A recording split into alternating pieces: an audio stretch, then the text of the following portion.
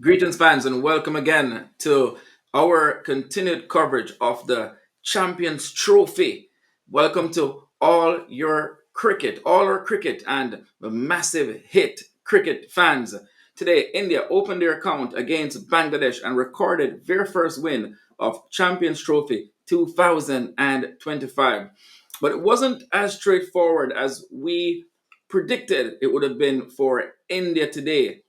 Today I have my co-host again with me, who will be here with me throughout this entire tournament to provide you reviews and previews of each game. Malik, how you doing?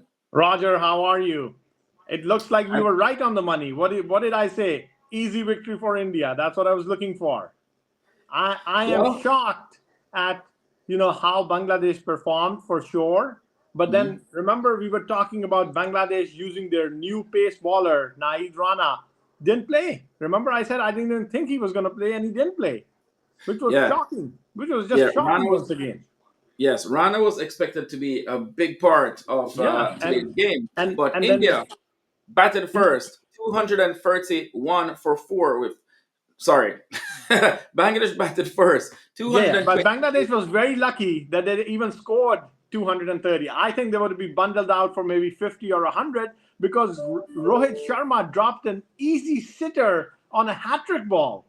Right. So Hidroy got 100. Jacker Ali got 68. Shami, 5 for 53. Indian they replied 231 for 4. With Gill getting 100, Rahul getting 41, and Rishabh, 2 for 38. Now, Malik, talk to me about Bangladesh's innings and the way they went about it. They were 35, For five. 35 for 5 after 8.3 overs when Gilroy and Jacker Ali came together and they put on a partnership of 154 in 34.4 overs. When they exited the scene, or when this partnership was ended, it was 189 for a 6. As you just mentioned, Rohit Sharma, who is normally one of the best catchers in the world, dropped an absolute sitter on a hat trick ball from Akshar Patel. Yeah, yeah. Hey, listen, Bangladesh was very lucky. Zakir Ali was probably gone first ball. That's the bottom line. And I think what we're seeing here again is India being dominant, right? Once again, Rohit Sharma drops that catch. Obviously, that gives a chance. And, this is international cricket. It's all about cashing in on your chances. And that's what Zakir Ali did. I think Hridoy played a very, very good innings once again, considering where they were, but they were no match to India. And India just strolled to victory today. That's what they did. And, India had a couple of hiccups too. Hey, listen, once again, Kohli, didn't look fluent. Sharma, as usual, looked fluent. He went off to a great start. And then Shubman Gill, batted responsibly, 100 and went off 129 balls. But hey, listen, they were chasing 231. If they were chasing 300, I think they would have chased that easily too. Well, as you mentioned, great batting there from Hidroy, but I was particularly impressed with Jacker Ali. Jacker Ali throughout even the series in the Caribbean against the West Indies in December constantly was a thorn in the side.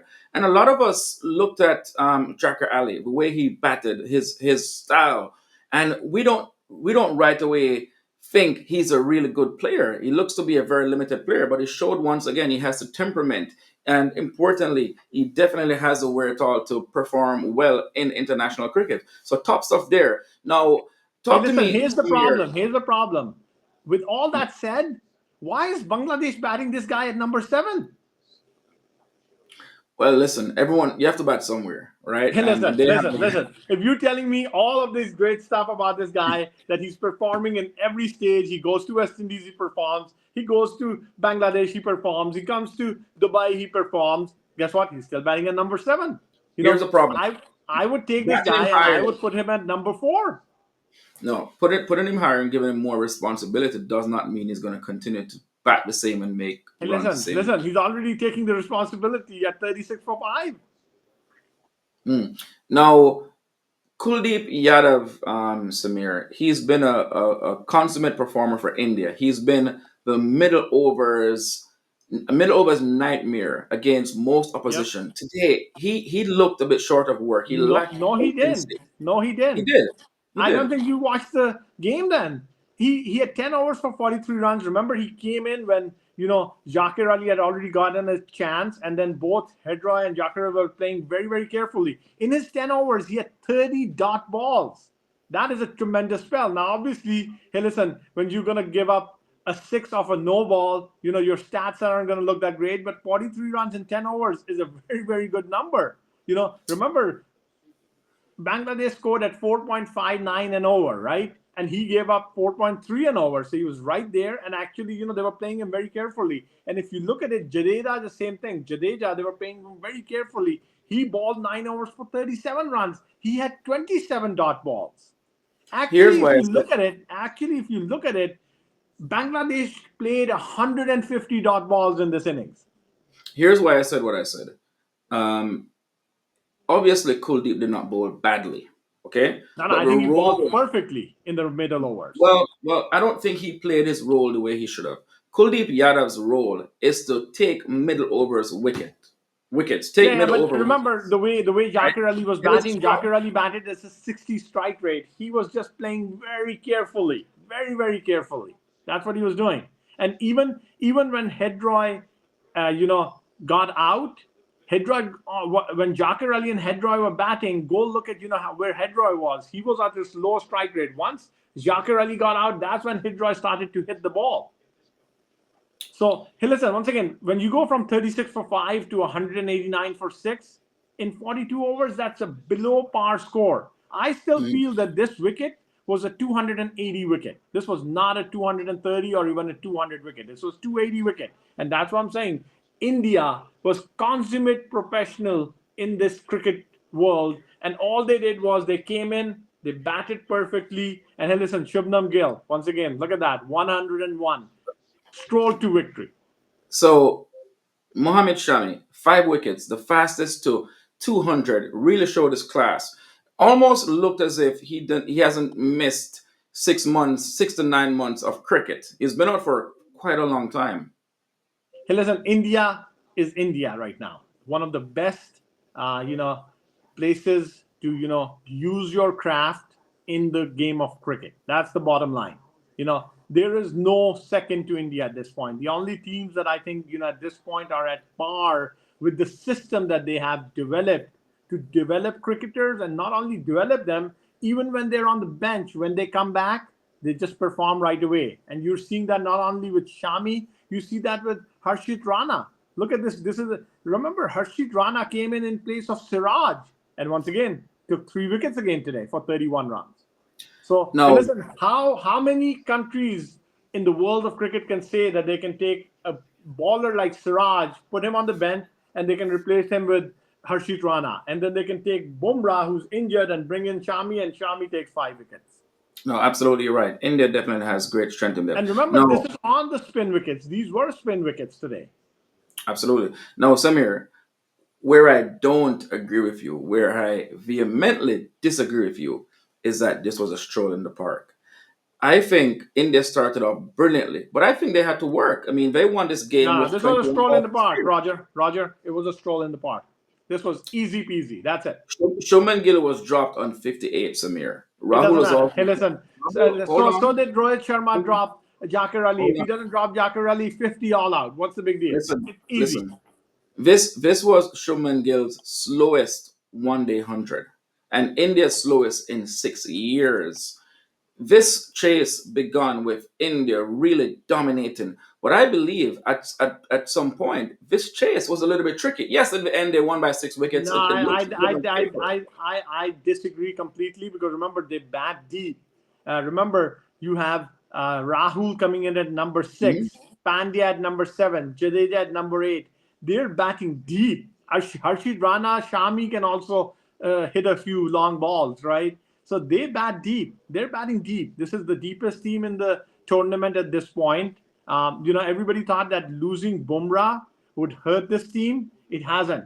And once again, hey, listen, when I have Pant sitting on the bench, when I have, Washington Sundar sitting on the bench, I'm pretty confident that, this team is going to make a deep run now.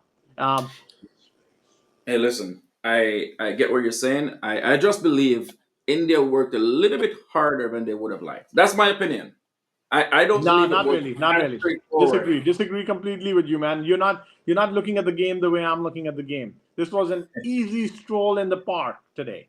Now, obviously, hey, listen, come Sunday when they got to play Pakistan and Pakistan is wounded, Pakistan's going to try to come back. They lost Fakhar Zaman. Fakhar Zaman is out of the tournament, and I think there go Pakistan's chances. He was the one X factor that we thought before the tournament who would get Pakistan into a deep run. I think Pakistan's chances are done. But remember, when you're playing Pakistan and they're wounded and they're unpredictable, that's when Pakistan is usually the best. So I think we're in No, for an exciting game on Sunday. But before we get to Sunday, remember there's more games to be played. a lot more. Now, Rohit Sharma looked in pretty good form. Played the big shot well. Obviously got India off to a good start. Rohit Sharma obviously is gonna remain in focus. For the rest of his international career, he's always in focus. But what did you make of Rohit Sharma? Does he look as if he has what it takes to perform? For the rest of this tournament. Hey, listen. So here's how I look at it. Power play is the most important in this, ODI format. The first 10 overs, you got two fielders outside. You got to take advantage of that, right? And that's what Rohit Sharma did. Now, if you look at it, New Zealand yesterday didn't get off to a great start either. They were 40 for 2 in 10 overs. Pakistan, 22 for 2 in 10 overs. This Mm. morning, Bangladesh, 35 for 5 in 10 overs. Guess what? India, 69 for 1 in 10 overs. That's the Yeah. difference. So, Mm. hey, listen, and that out of those 69 runs, guess who scored the bulk of those runs? 41 in 36 balls, strike rate of 114. Captain India, Rohit Sharma. I'm going to tell you right now, if Rohit Sharma, after winning the T20 World Cup, turns around and leads this team to, a Champions Trophy victory, I think Rohit Sharma is going to be considered. Once again, you're going to say, oh, that's not true. He's going to be considered, just like Pat Cummins, he's going to be considered Captain India.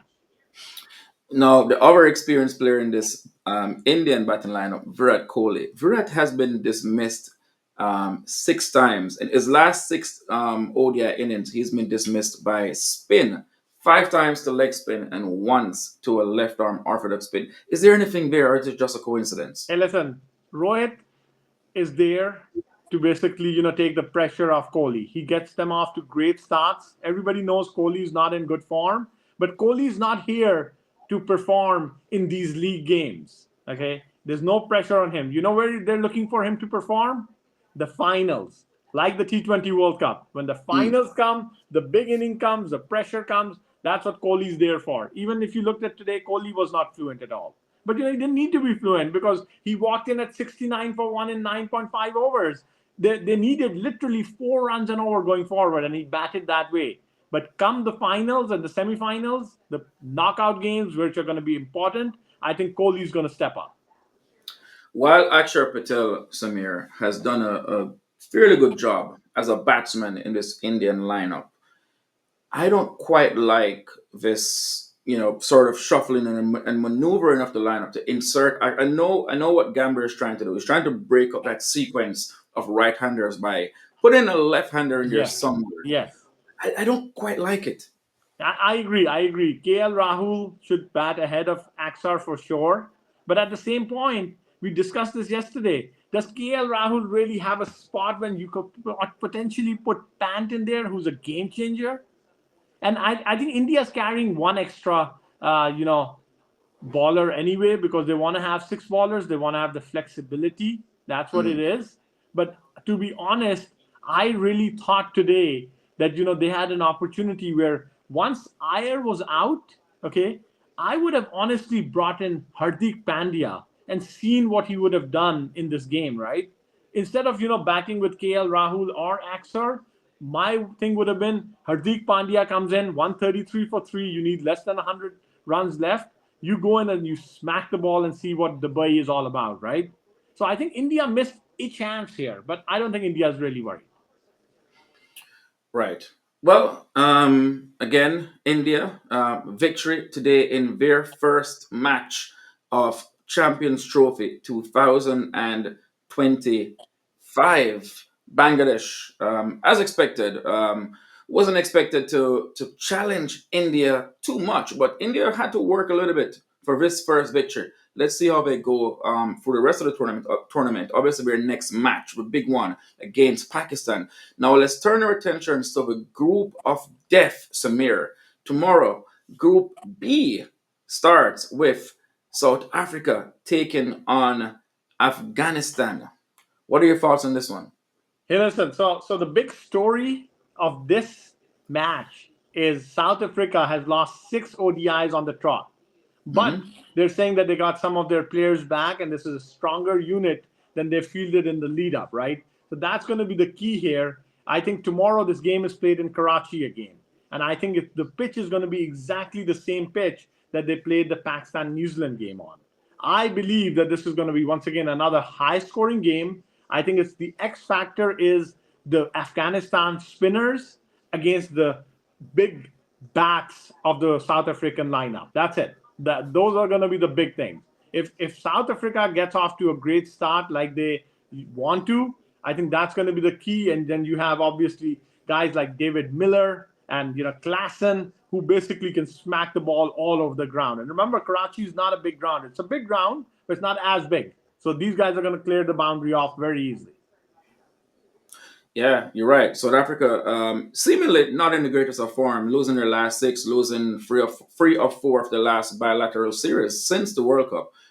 But as you mentioned, perhaps weren't all didn't always have their sort of a team, so to speak, or all of their main players. South Africa, I picked them before this tournament started as my um, Yeah, as a team that I think could potentially do well. Obviously, New Zealand are the favorites, but South Africa, I'm looking at as a potential dark yeah. horse. Hey, listen, Um, South Africa has a very deep batting lineup once again, just like, we spoke about New Zealand and India having deep batting lineups.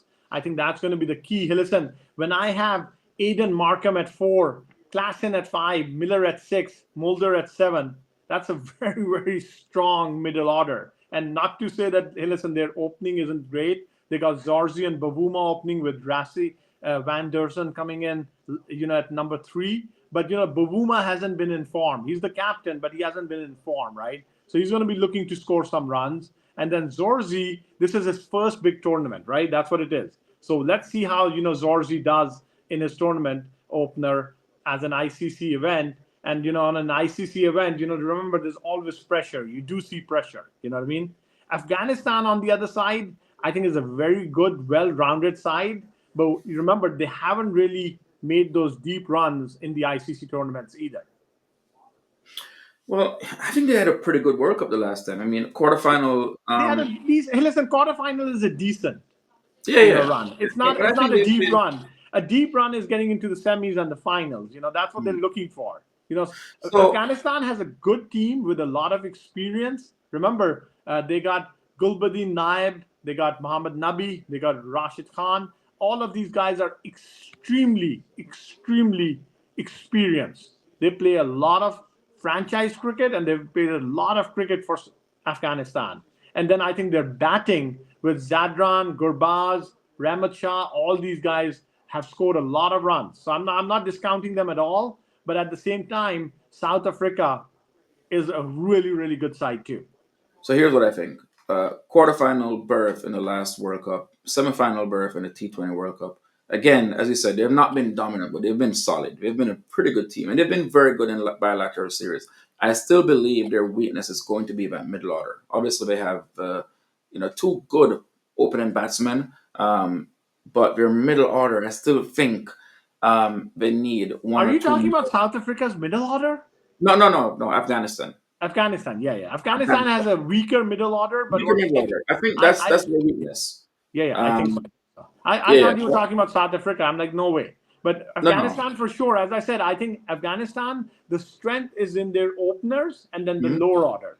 Remember, Gulbuddin Naib at 6, Nabi at 7, Rashid Khan at 8, all can bat well. And then Zadran and Gurbaz have been doing extremely well for Afghanistan, and so has Rahmat Shah. I think Shahidi, the captain, and Umar Zai obviously have to score some runs here. Do you believe? What do you think Afghanistan's spinners, the effect they will have on the South African batting lineup, I, especially in I, those I middle think overs? I think the one guy that they got to play tomorrow is Noor Ahmed. You know, there's always that question: are they going to play Noor Ahmed or not? Right? They already have Rashid Khan. He's playing, but is Noor Ahmed going to play? I think they need to play Noor Ahmed. And if you look at the recently concluded South Africa T20 tournament, both these guys had the highest wicket takers for their respective franchises. I think Noor played for the Super Giants, and I think Rashid played for the Cape Town Mumbai Indians, right? The same team that he plays for in the IPL franchise. And both of them took a lot of wickets against the South African players over there. So my question is going to be: are they going to play them in conjunction? Which they should. I think if they play them in conjunction, I think that's where they got a chance. But like just like today, when we spoke yesterday in the preview of the India Bangladesh game, we said, hey, listen, Bangladesh should play, their pace bowlers, and they didn't, Mm, which I was very surprised. I think today, Bangladesh missed the trick. yeah. The favorites taken both of the opening games. India favorites today. They took that game today. New Zealand favorites yesterday. Won that game against Pakistan. Who's your favorite for tomorrow? Hey, I think South Africa is the favorite, but this is actually the most even, matchup that we're getting right now. I obviously listen. Pakistan was at home, and there was a lot of expectations. But remember, New Zealand had beaten them twice already in the previous week, and New Zealand was the favorites going into that game because they're a very strong side. I think this is the most even game we have. Afghanistan has actually beaten South Africa, in a bilateral series in Sharjah last year. But at the same time, South Africa didn't have a full strength side. So let's see what happens tomorrow with a full strength South Africa side against Afghanistan. I would say 51% South Africa, 49% Afghanistan. There you have it. South Africa favorites to start this game tomorrow, But just by a smidge. a potential banana peel awaits. 4 a.m. tomorrow. South Africa versus Afghanistan. Malik, final thoughts. Hey, I think the Champions Trophy is off to a great start. We've had two really good games. Obviously, we would have wanted the Bangladesh game to be a lot closer, but still was a very good game. And I think tomorrow we're going to see a nail biting finish. Another mouth-watering contest awaits. We will be here for the roundup of tomorrow's match. South Africa versus Afghanistan. See you then. Take care.